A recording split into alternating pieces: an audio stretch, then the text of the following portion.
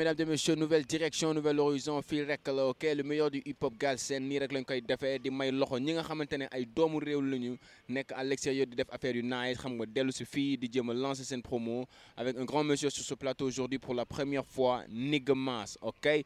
Il est bien sûr le griot panafricain et moderne afro-parleur, Nigga Mass nu mu demee.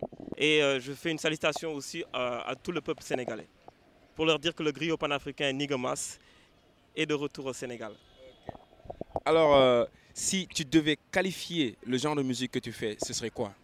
Alors, le genre de musique que je fais, c'est plutôt orienté vers la musique des sources, c'est-à-dire le rap connecté à la source originelle, le rap des temps anciens mélangé au rap des temps modernes. Donc, en fait, j'ai fait un travail sur moi-même, un travail de recherche sur la musique, l'original de la musique hip-hop, qui a ses sources en Afrique, bien évidemment, et que sur les rives de l'esclavage, nous avons vu que cette musique a été transformée sur ce qu'on appelle le rythme des tambours battus et qui a donné naissance au rap, au reggae, au slam, etc. Donc moi, je suis en train de travailler sur le concept d'afro-parleur, c'est-à-dire je parle sur une musique et que cette musique me transcende et me parle directement. Donc on établit un dialogue direct pour essayer en fait de conscientiser le peuple comme les griots des temps anciens le faisaient à l'époque quand ils enseignaient aux jeunes l'histoire du continent africain sur toutes ses formes. Alors, on sent bien en t'écoutant que tu es à fond dans la culture, comme tu viens de le dire, ok, la poésie et tout. Qu'est-ce qui t'obsède au fait sur ce côté? Alors, en fait, j'ai déjà expliqué que j'ai fait un travail sur moi-même, c'est-à-dire selon les 4 points cardinaux de Marcus Garvey, qui nous a demandé de connaître d'où l'on vient, quelle est la mission qui nous motive, où est-ce qu'on va et quelle est la destination future de notre destinée. Et donc, par rapport à ça, pour moi, ces 4 points cardinaux sont des éléments fondamentaux pour la connaissance de soi. C'est-à-dire qu'aujourd'hui, on a compris que le continent africain a connu des époques tragiques. On peut parler de l'esclavage, on peut parler de la colonisation, du néocolonialisme et du pillage des ressources qu'on voit tous les jours pratiquement ici en Afrique. Et donc, par rapport à ça, j'ai compris que l'histoire de l'homme africain n'a pas été écrite par les Africains, mais ce sont des gens qui ont réussi à nous vaincre, à nous dominer, qui ont écrit notre propre histoire basée sur la falsification. Donc Nigga Mass a un rôle à jouer là-dessus parce que nos prédécesseurs comme Cheikh Anta Diop nous ont demandé de faire un travail et c'est ce travail-là qui continue sur la forme musicale et qui à une époque doit en fait se concrétiser pour le réveil du continent africain. Donc cette musique révolutionnaire va être le vecteur de toutes les musiques qu'on dise africaines, la musique des sources qui va enseigner l'histoire du Sénégal, l'histoire de l'Afrique aux jeunes et aux afrodescendants. Ce que j'appelle les afrodescendants, ce sont les gens qui sont aux Antilles, en Guadeloupe, en Guyane, parce que ce sont des gens qui ont été dispersés du continent, déracinés. Et donc pour les ramener à la maison, il faudrait qu'on leur donne la possibilité de connaître leur histoire, leur origine, sous une musique qui est une musique traditionnelle qui peut se transformer en rap ou en reggae. Et donc c'est cette musique-là que j'utilise en mettant en œuvre des instruments traditionnels comme le khalam ou la kora, la flûte peul, ça peut être de n'importe quel pays. Wow, that's amazing. Alors, il est né en France, Nigga Mass, ok, mais ce qui ne l'a pas empêché bien sûr de revenir au Sénégal, en Afrique, de sa source, pour dire que alors, parle-nous un peu au fait de ton premier album en fait. D'accord. En fait, le premier album, album bi manko gagné en 2006, fin 2006, début 2007. Donc album bi manko tout des brainwash. Donc brainwash c'est le lavage de cerveau. Donc comme en fait dama inscrit sama bop dans un processus de lavage de cerveau. Donc ce processus là en fait balaa ngay mën a dem fu sori, il faut que nettoyer les bases comme disait Bob Marley, cut les racines pour pouvoir en fait régénérer ce qu'on appelle la conscience africaine par la source. Donc vaincre le mal par la racine. Donc nettoyage de cerveau, c'était au début quand moi j'avais fini mes études parce qu'il faut voir une époque que moi j'étais censé faire un cursus universitaire d'où j'ai terminé mes études. Et donc c'est à partir de là que j'ai compris beaucoup de choses en France, en Europe et partout en Amérique. Donc on voit que l'homme noir ne représente rien du tout et qu'il y a des gens qui sont aliénés. Cette aliénation mentale que j'ai rencontrée et que j'ai vécue moi-même, j'ai vu des Africains qui, au bout de 2 ans, qui ont quitté le Sénégal ou bien d'autres pays, qui arrivent en France et qui se disent qu'ils ne comprennent plus la langue. quand je les croise dans la rue. Quand je les croise dans la rue, man damay gis ay sénégalais damay wax ak ñoom damay xam ni sénégalais ñu mais dañ may ne duñu làkk wolof quoi parce que tout simplement c'est des gens dañoo xam des aliénés ba pare réer quoi tu vois ba pare bu ñuy wax di jéem a def accent ouais ben ouais tu sais man non il faut que je dise des choses telles qu'elles sont. C'est ça que j'ai vécu et que je l'ai vu. Moi, je dis que c'est une aliénation et que l'homme africain doit être fier de ses origines, fier de ses sources, et sachant que quand tu n'es pas fier de ses sources, boo bàyyee yow li nga moom dem jëli li nga dañ la koy xëccaat ci yow ni la moom moo ko dellul fa nga jógee te boo delloo fi nga jógee dina la ne yow tam bokkatoo fi donc tu es un élément boo xam ni da ngay naviguer da ngay voguer comme ça dans la nature. Et voilà. Et donc c'est ça que j'ai vu. Et puis en plus même au niveau même de la discrimination qu'il y a en Europe, tu vois que les Noirs sont dans des ghettos, parqués dans des endroits difficiles. Parce que quand les gens disent banlieue, banlieue, banlieue, mais étymologie banlieue c'est quoi? Banlieue qui signifie en latin lieu banni. Moi banlieue, moi lieu banni. Et donc les gens, moi je les vois, boy judo fofu magé fofu, vous wesh, moi je suis du 93, ouais mec, tu vois? Je suis de la banlieue sud ou bien je suis de la banlieue est. Xamuñu banlieue en fait c'est un lieu banni boo xam ne moom ñoom lañ fa parqué. Donc ça c'est des séquelles mentales yoo xam ne gars yi war nañu dindi loolu ci seen bopp xam ne en fait ñoom dañ leen di saaga ba pare ñoom ils sont contents d'être insultés.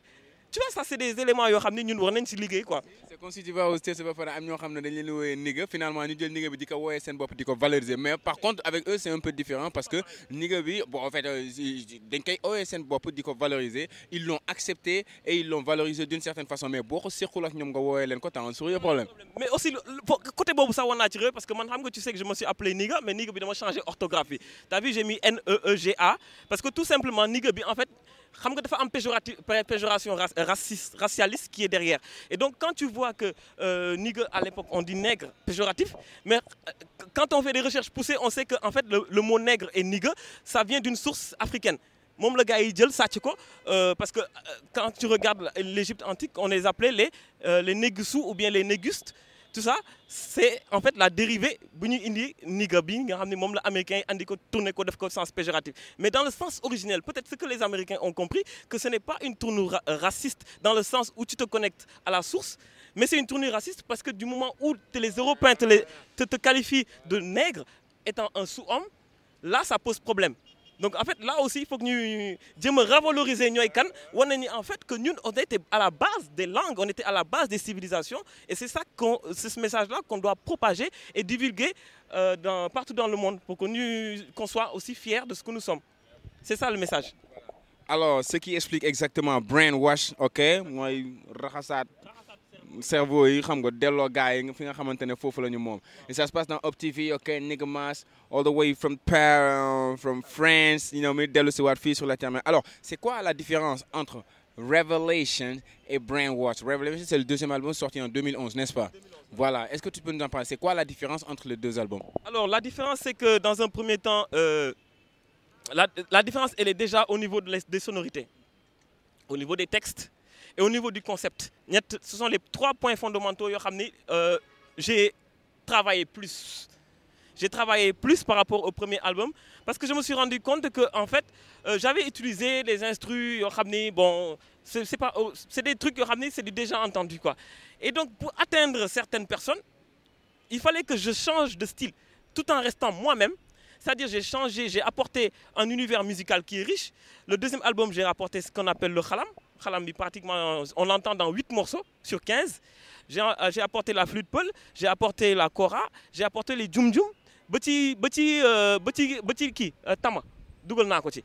Donc c'est ça en fait, j'ai un peu grimpé vers un style beaucoup plus panafricain, tout en restant moi-même avec les textes engagés.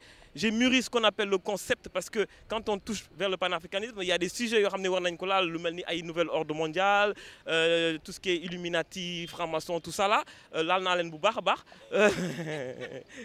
Tu sais, et puis tu as aussi le concept de la Renaissance africaine. Bon, je l'ai mis en œuvre. Tout ce qui est histoire de l'esclavage, colonisation, tout ce qui est les guerres tribales en Europe à l'époque antique et la falsification historique. Bon, quand tu regardes en Occident, Sarkozy Boumounie, qu'est-ce qu'il a dit? Il a dit, ouais, on va enseigner l'histoire de la traite négrière parce que ça n'a jamais été enseigné en France. Sarkozy l'a instauré. Ouais, bah, c'est en 2007. Et je vais te dire le problème qu'il y a dedans. Le problème, c'est que cette loi-là qui a été votée pour ce que les Africains, nous commencent à dire c'est une propre histoire. Mais bon, en fait, ils disent que les Noirs ont vendu les Noirs. C'est-à-dire que nous, à l'époque de l'esclavage, nous avons dit les Noirs, les Ndiaye, les Toubab.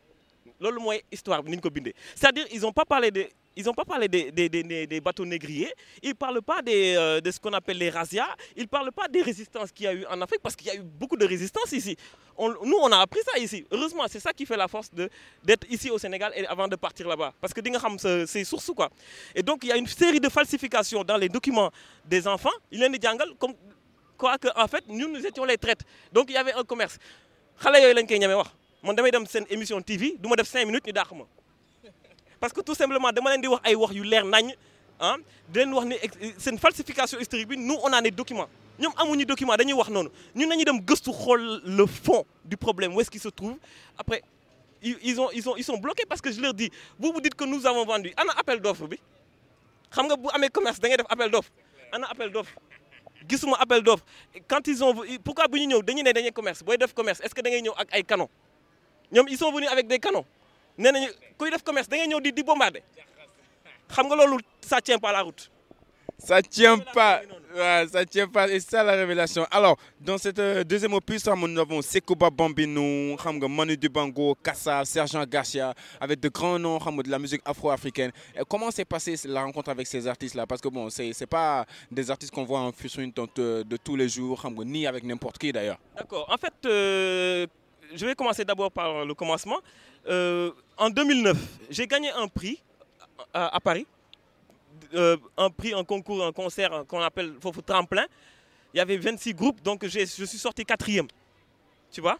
Et donc ça m'a permis de gagner un prix. Et le prix, c'était quoi? Une petite tournée en local, enregistrement en studio et ce qu'on appelle un coup de pouce pour que tu puisses réaliser un clip vidéo. Le premier clip que j'ai fait qui s'appelait À qui la faute, c'est le conseil général de la ville où je suis. Ils m'ont financé une partie. Tu vois, ils m'ont aidé parce que j'ai gagné ce prix-là. Et donc quand j'ai gagné ce prix-là, les concerts que j'ai gagnés par rapport à ça, c'était des premières parties de Manu Dibango, du groupe Kassav. Et il y a Sergent Garcia, il y a Riquet de Seine-Similia. Donc ce sont les gens avec qui j'ai collaboré sur des grandes scènes musicales. Et donc par rapport à ça, ça m'a fait ouvrir des portes. Donc j'ai rencontré des gens qui m'ont sollicité pour que je puisse assister à des événements culturels. J'ai rencontré des producteurs, pas pour signer quoi que ce soit, mais c'est des gens c'est des tourneurs, on les appelle, qui nous donnent la possibilité de jouer dans des festivals. Parce que quand ils te voient jouer, première partie de Manu Dibango, il y avait plus de 20 000 personnes, tu es crédible. Ils disent que le gars, il est crédible. Et donc ça m'a permis de rencontrer le grand, comment il s'appelle là qui Sekouba Bambino. Donc Sekouba Bambino, bon, à l'intermédiaire d'autres personnes, il a eu accès à un coup d'oreille de mon album Révélation, Mounerko. Donc c'est là, il y a un ami qui nous a mis en relation et donc c'est lui qui m'a contacté pour que je puisse participer à son album qui va bientôt sortir déjà. Et donc j'ai mélangé le style afro, reggae, rap dans son album et c'était une rencontre très riche que j'ai beaucoup appréciée même. Super, c'est que de l'expérience. Alors, tu as fait de grandes scènes internationales. Ouais. Et la scène, en fait, qu'est-ce que tu penses au fait de la scène musicale africaine en général? Alors, ouais, c'est vrai que la scène musicale africaine elle est très, très, très différente de la scène en Europe. Parce qu'en fait, j'ai l'impression que, par exemple, au Sénégal, le public, il est encore en attente de... que l'artiste, en fait, les émerveille sous d'autres formes. Hein, parce que le public ici, je pense qu'il est très, très exigeant. Ils n'hésitent pas à te montrer qu'ils n'aiment pas ce que tu fais. Alors qu'en France, c'est différent. Donc en France, même s'ils n'aiment pas, ils camouflent. Ils camouflent, ils applaudissent. On connaît cette connotation assez, comment dirais-je, hypocrite. Mais ici en Afrique, c'est ça qui n'existe pas. On te montre carrément que voilà, tu ne vaux rien du tout et ils n'hésitent pas à te lancer des pierres. Et c'est ça qui est bien même. C'est bien, c'est formidable. Ça pousse aux gens de travailler davantage. Mais après, il faut le faire de manière diplomatique. Hein. Il faut le faire de manière diplomatique. Et au niveau de la scène aussi, il faut que les concerts et les festivals se développent de plus en plus. Parce qu'il y en a très peu. Il y a très peu et il y a des gens qui ont beaucoup de talent et qui n'ont pas forcément la possibilité de se produire. Et donc, face à cela, il y a des gens qui ne reçoivent pas en retour ce qu'ils méritent en termes de cachet au niveau des soirées ou bien des concerts.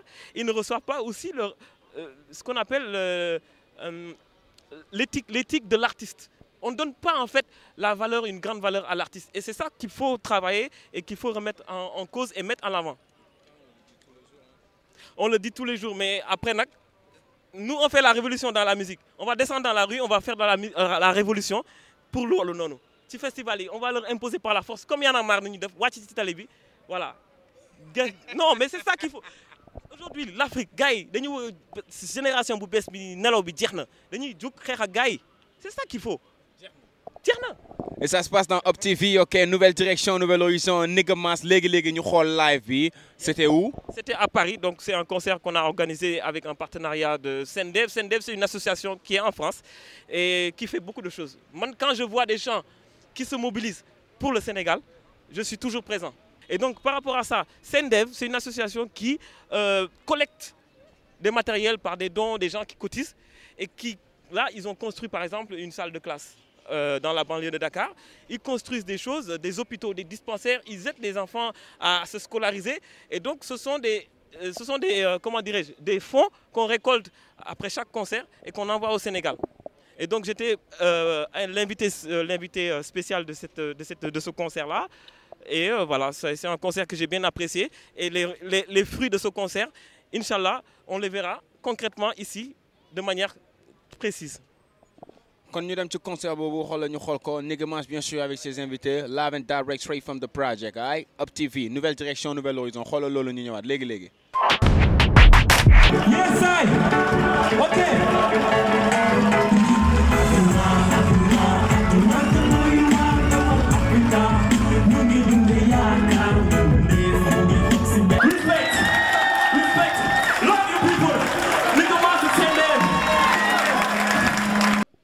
Et voilà, c'était un instant bien sûr Nigga Mass en concert live dans Up TV, Fallait le One de Paris. Alors, l'Afro-Parleur, sur ce plateau avec moi, nous sommes là puis en pleine nature. Hein. Alors, qu'est-ce que tu as pour le public sénégalais? Ce que j'ai pour le public sénégalais, c'est des messages positifs. Des messages, c'est concret, ça parle directement au peuple. Parce qu'on a vu que le Sénégal est dans une situation très difficile, catastrophique. Il y a beaucoup de chômage, hein, presque plus de la moitié de la population. Il y a beaucoup de gabegie, il y a beaucoup de gâchis, il y a beaucoup de problèmes de santé, il y a des problèmes, il y a la crise au niveau de l'éducation, il y a de la crise partout, au niveau même, au sein même des familles même, il y a des problèmes. Et donc ce que moi j'apporte au peuple sénégalais, y compris moi-même, qu'on essaie de briser les frontières, briser les anciennes méthodes de caste, par exemple, ces histoires-là, moi, j'y crois pas. Parce que si on remonte dans le temps, on sait que c'est des conneries là, quoi. Donc ça, c'est des barrières qu'on se met nous-mêmes. Donc, affaire où ligueyate, dans les sociétés qui doivent réussir, non, arrêtez ça. Mais en fait, c'est contre-productif. En fait, l'autodestruction, parce que on a continué de dire mais nous aussi, on a notre part de responsabilité. On a des traîtres chez nous. Il faut rompre avec ces vieilles méthodes, ces vieilles coutumes, ça nous remet en arrière. Si vous regardez au niveau de la Chine, les gens sont tellement en avance. Et il n'y a pas longtemps, ils étaient comme nous, les Chinois. Et donc, pourquoi pas le Sénégal, aujourd'hui, que tout le monde soit uni, hein, qu'on forme un seul peuple et un seul être humain capable d'aller au-delà de ce que nous voulons. Donc aujourd'hui, le Sénégal en est capable. Bon, on va avoir pour l'instant une lueur d'espoir avec le nouveau gouvernement qui est en place. Et dans ce sens-là, si toutes nos forces sont reliées, Inch'Allah, l'esprit de l'élévation et l'esprit humaniste va prospérer dans le temps. Alors, quels sont les artistes avec qui tu aimerais bosser en fait, au Sénégal? Parce que bon, même si tu n'as pas vu la totalité ou alors tu open max, mais y a-t-il des artistes avec qui tu aimerais vraiment bosser au Sénégal ici? Si. Moi, en fait, pratiquement, je les connais tous. Hein, c'est tous des amis, quoi. C'est tous des gens avec qui j'ai de très très bonnes relations. Je vais commencer par mon très grand ami Dougiti, donc avec qui j'ai beaucoup d'affinités. Ça remonte il y a longtemps. Hein. Dougiti, c'est quelqu'un qui a non seulement qui a compris la musique, et c'est quelqu'un avec qui j'ai j'ai vécu beaucoup de choses. Je l'ai vu, il m'a vu grandir aussi. Et donc, depuis le temps, nos liens sont toujours intacts. Et donc, par rapport à ça, il fait de la bonne musique, il comprend. Et donc, voilà. Je vois aussi des gens qui sont très bien, hein, genre qui, Bidou Boubès, le nid de trop. Parce que c'est de la musique africaine tirée des sources. Bon, après, il y a d'autres styles. Hein. Il y a style, le style bounce, dirty south, bitam nehnama. Faut me yobudal modem quoi, genre cannabis. Voilà quoi. C'est un style nehnama aussi quoi. Je me retrouve dedans. Je me retrouve dedans. Donc voilà. Gars dans le quoi. Ouvert à tout quoi. Ouais, on aura du tout et c'est un tout qui fait un monde. Voilà. Voilà. Alors, est-ce que Nibissinga, je ne sais pas si tu es là pour longtemps ou pas, est-ce qu'il y a une tournée prévue, même Boudou Légui, peut-être avant la fin de l'année? Voilà, parce que bon, Révélation, c'est actuellement ce dernier album, il y a un autre album qui se prépare.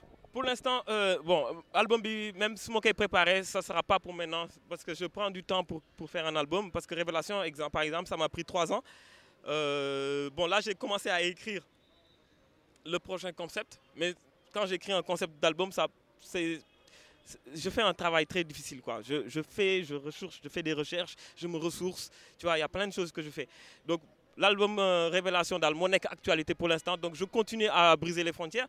Donc, bon, pour l'instant, je suis là que pour un temps déterminé parce que je suis venu pour d'autres problèmes personnels que je suis en train de régler au niveau du Sénégal. Et je prépare aussi le retour. Parce que Doel n'a pas quoi. Ouais, je ne veux plus rester là-bas. Manquer préparer Nibisibi et sous mon Nibissé, ce que je veux faire, c'est ce qu'on appelle l'autodétermination. C'est bien beau d'être là-bas, dire voilà, faut les gars dans les ou quoi, et qu'on ne met pas les pieds ici quoi. Il faut mettre les pieds, construire ici, faire ce qu'on appelle la création de richesse, création d'emplois, création d'entreprises. Au lieu d'enrichir les autres, je préfère enrichir les miens. Comme tu disais tout à l'heure, les gars ils sont sénégalais,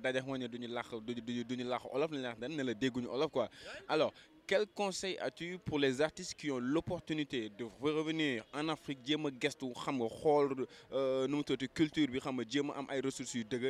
ont la possibilité de le faire mais ne le font pas? Alors, moi, personnellement, je connais des gens qui sont connus en France, des grands artistes.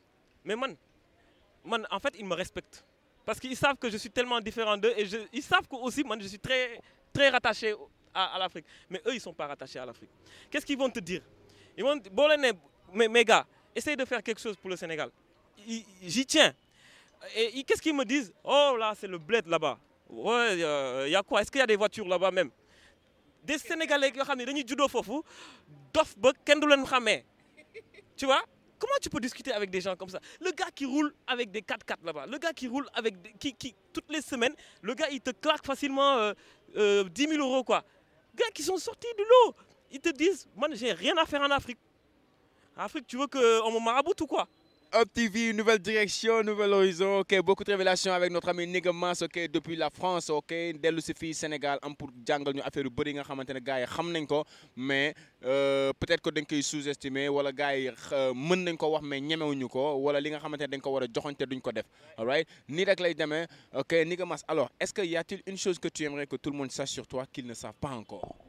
Alors, ce qu'ils ne savent pas, c'est que pareil comme liggéey bi pareil comme combat bi lii nii benn aperçu bu ndaw la gars yi nañ am préjugé ci style bi naan waaye pourquoi mu jékki-jékki def reggae wala mu changé def lépp dafa am ci lu mu ko teg ci lu leer laa ko teg amul benn virgule boo xam ne je l'ai mis au hasard lépp lu mu def dafa am processus bu may topp processus boobu dafa logique te am na fu mu jëm quoi donc fu mu jëm nag ce sera la victoire du peuple sénégalais.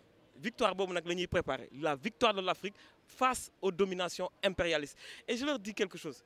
Moi, je ne suis pas uniquement quelqu'un qui me base sur les albums de musique. Damay bind ay articles sur les journaux. Lépp lay def bu amee manifestation pas au niveau du Sénégal des trucs comme ça hein, parce que des fois des Sénégalais qui manifestent pour dénoncer bu amee manifestation au niveau des Mali damay wàcc jàppale Maliens Sénégalais war nañu xam loolu bu amee manifestation au niveau du peuple des Congo wala Côte d'Ivoire damay wàcc soutenir peuple bi tu vois. Donc c'est l'Afrique qui compte pour moi avant toute chose. Donc déjà après bon par rapport au style musicaux yi may développer les gens ils vont voir ça dinañ ko gis ils vont voir ça. Et voilà, c'était bien sûr Nigga Mass dans Up TV. Jangilen, xamulen dara. yàgg naa leen ko wax su ma leen ko waxee ngeen di mel da ngeen di sóob ah ay ca vite fait. dama fi gis benn situation boo xam ne neexuma parce que je vois des gens yoo xam ne dañuy jugee Europe jugee nekk foofu di galérer ñëw fi mel ni du woon ñoom te am na ci ñoo xam ni bu ma dajeek ñoom dañuy sëgg duñ ma xool parce que xam naa ne ñuy vivre non mais loolu mooy dëgg gars yi dañuy nekk ci ay situations yu compliquées après bu ñu ñëwee fii da ngay foog ne gars yi moo ëpp non mais c'est n'importe quoi nañu bàyyi loolu da ngay def loo mën ba ngay gis benn gars boo xam ne day takk biiram pendant 1 an dama koy wax gars yi ñëpp dégg day takk biiram pendant 1 an benn plat lay lekk sombi lay lekk sombi plat de luxe la foofu ah parce que non seulement facilité togg parce que doo fa gis mindaan bu lay toggal facilité la ci au niveau ceeb dafa yomb parce que da ngay économiser nañu waxante la nañuy lekk sombi ba ne gàtt ba pare xoolal denc seen xaalis lépp pour ñëw blow fii war nañ ko bàyyi noonu nañ ko bàyyi parce que c'est tout simplement pour écraser les autres et quelqu'un qui écrase les miens tu me trouveras sur mon chemin loolu lay Nigga Mass. Parole de Nigga Mass dans Up TV nouvelle direction nouvel horizon léegi ok ni ñu tàggoo loolu alors quand une dernière question c'est ma question fétiche nag c'est quoi la chose la plus dangereuse dans l'industrie musicale en un seul mot? C'est d'être hypocrite. C'est d'être hypocrite, de faire semblant en fait, de vouloir faire passer un message alors que yo gëmuloo ko quoi. C'est très dangereux parce que ça lu dul dëgg du yàgg tôt ou tard tu te feras démasquer. D'être hypocrite, kooku je me rappelle bien sûr notre grand frère Fada Freddy nous l'a dit. Ok, ici bien sûr Nigga Mass moo ñu koy jox et tout de suite on va enchaîner avec sa toute dernière vidéo bi nga xamante ne moom la mujjee génne. Le titre c'est comment? Les chaînes des miens, ça parle de l'esclavage. Donc l'esclavage à ma manière, écrite par quelqu'un qui a côtoyé des grands comme Cheikh Anta Diop, c'est-à-dire au niveau de sa démarche historique et au niveau aussi des éléments historiques qu'il nous a donnés. L'esclavage est une pratique qui est hors africaine. Parce qu'en Europe, ils disent que l'esclavage a existé en Afrique.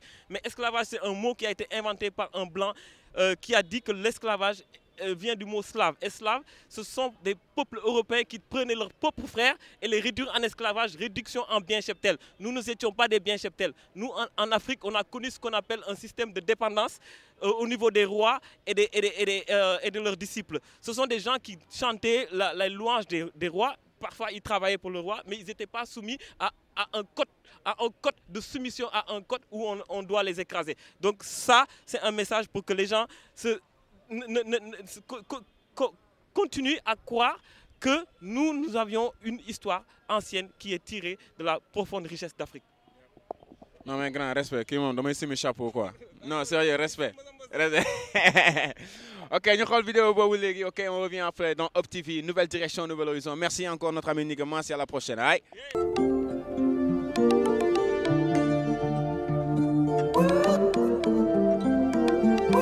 Et voilà, c'était en live sur Nigga Mass. Dégg ngeen ko waa ji dafa dof, c'est un malade. Ok, seetaan ngeen vidéo boobu noonu, il nous révèle pas mal de choses. Fii rek la nouvelle direction, nouvel horizon et ça se passe dans Up TV. Xool leen quelques vidéos yu bees tax. Ok, classic stays classic. Quand on est déjà classique, on restera toujours classique. Alors que des matériels classiques dans une émission classique. RDV, we are hip hop. Galsen Style, ñu dem. Ibu, show them how we get down.